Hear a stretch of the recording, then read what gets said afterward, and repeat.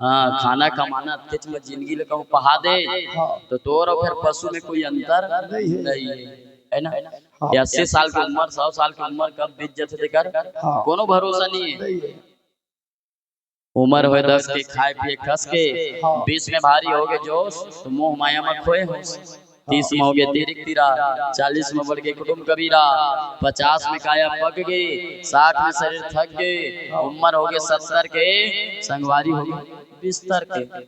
गाड़ी आ गई 80 में निकल नहीं सके बस्ती में धीरे धीरे हो गए 90 राम लखते दिन में जपवे 100 में सब सिरा गए तन के बिजहा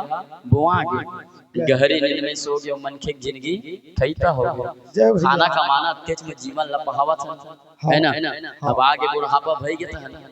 आगे बुढ़ापा नस्बल चेंगूर गए राम भजन नहीं करे दिन हतुर पूर गए पारा परोसे संगी जहुरिया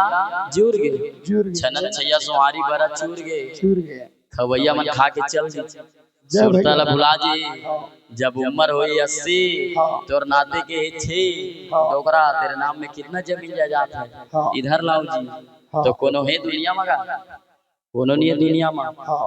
सब इहे तक के रहने वाला है आगे कोनो नहीं जाने वाला है। अब ऐसे मानव जीवन में जैसने कर्म करबे वैसने मिलते ऐसे बात